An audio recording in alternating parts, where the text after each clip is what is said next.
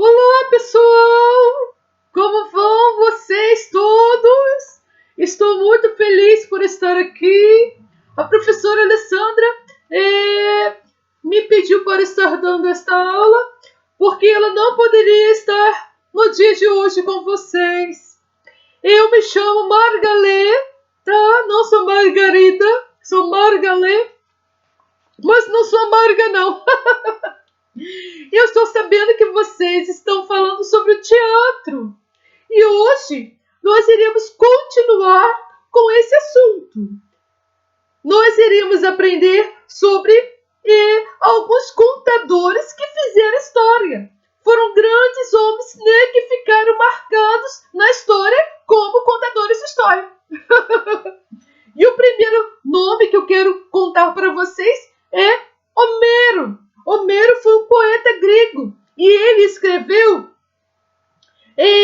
duas histórias muito importantes que foram a Ilíada e a Odisseia. E dentro desse romance, né, desse poema grego aí, a gente ficamos conhecendo sobre a Guerra de Troia. O cavalo de Troia, vocês já viram um filme com isso? Que tem um cavalo lá de madeira enorme, que é ofertado ao povo grego lá, e aí todo mundo vai dormir, e de noite os soldados estavam tudo ali dentro daquele cavalo, e eles vão lá e mata todo mundo, mata geral e acaba ganhando a guerra. Vocês já ouviram sobre esse tema? Então essa história da Guerra de Troia está dentro da Ilíada, que foi contada por Homero. Vocês também vão ter que desenhar esse cavalo aí de Troia, esse cavalo de madeira. Vai ter que imaginar na página 85 do livro de vocês. Olha, tem um espaço muito grande para vocês desenhar essa história. Então, vocês podem usar a imaginação, ou vocês podem fazer uma colinha, né? Procurar a imagem de um cavalo de madeira e desenhar aí. O outro grande nome que eu quero deixar para vocês chama-se Esopo. Também foi um homem grego, tá? Os gregos sempre fazendo história, né? Foi um homem grego, ele contou muitas histórias, e essas histórias que ele inventou ficaram conhecidas como fábulas. Fábulas, elas não eram reais e elas tinham como personagens a natureza, os animais, tá? Eles falavam. E geralmente essas histórias tinham uma moral, tinham uma aprendizagem, um ensino. Tá? Quem conhece aí a história da cigarra e da formiga, né? As duas fizeram, não, essa daqui não, da lebre e da tartaruga, que essas aí fizeram uma corrida, né? Disputaram uma corrida para ver quem ia ganhar. É claro que a lebre iria ganhar. A lebre é muito mais rápida do que a tartaruga, mas só que a lebre, se achando muito rápida, ela ficou o quê? Ela foi na frente disparada, mas chegou um determinado momento, como ela estava lá na frente sozinha, o que ela fez? Ela foi dormir. Ela foi dormir, ela foi tomar café, ela foi lanchar. Com isso, deu tempo da tartaruga chegar na frente dela e ganhar. Então, tudo tem um fundo de ensino, certo?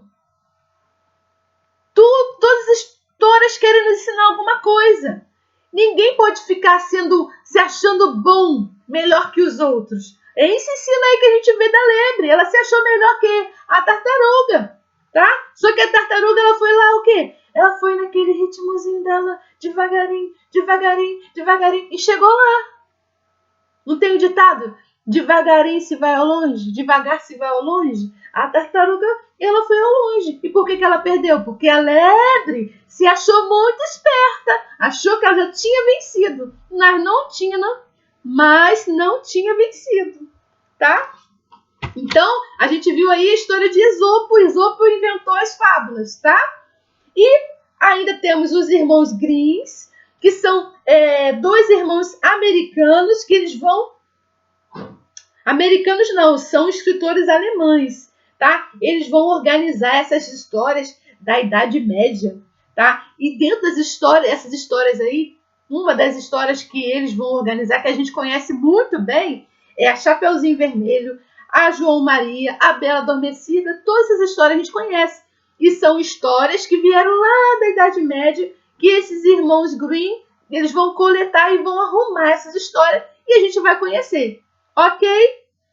Os outros dois contadores de história é a Câmara Cascudo e o Monteiro Lobato. A Câmara Cascudo ficou muito conhecido por reunir lendas e contos tradicionais do Brasil. E o escritor Monteiro Lobato ficou conhecido por suas histórias do sítio do Pica-Pau Amarelo. E ele criou vários personagens, incluindo quem? O Saci Pererê, a Cuca.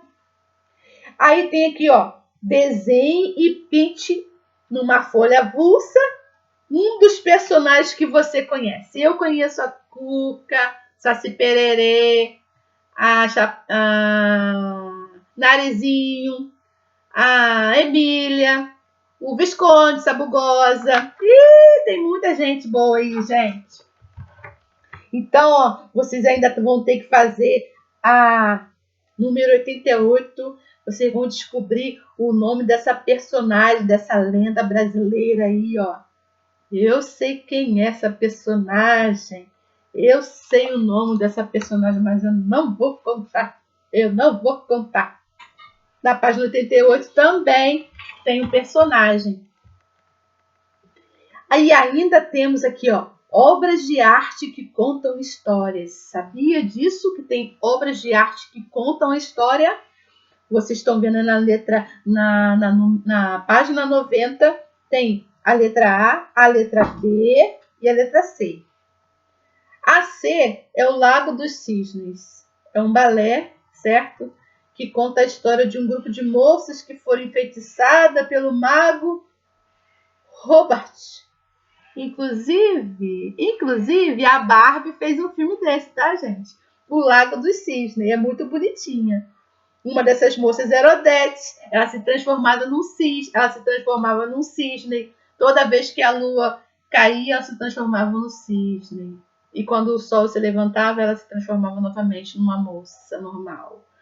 Temos a letra A, que é o quadro da independência do Brasil. Independência ou morte! Esse quadro aí, ele vai contar o momento em que Dom Pedro I, ele deu o grito da independência, tá? Mas não foi dessa forma não, tá, gente? Foi só um quadro. Mas ele quer contar isso. E na letra B, nós temos o repente, que é um estilo de música que conta história de maneira improvisada, alternada por dois cantores, e geralmente esse estilo de música aí tem muita rima. Ele sempre pega o final da palavra e começa a cantar, né? Fazendo a rimazinha. Por último, não menos importante, nós ainda temos a história no teatro. Você sabia que existem muitas formas de contar histórias no teatro? Sim! Elas podem ser representadas por várias atrizes, atores, usando diversos cenários e figurinos. Mas também podem ser contadas por apenas uma pessoa, que é o monólogo, por pessoas manipulando bonecos, que é o teatro de bonecos, e até mesmo objetos, que é o teatro de objetos, certo? E aí nós temos vários estilos de histórias, ó. Temos o fantoche, a marionete, o mamelengo, mamulengo, o bunraku.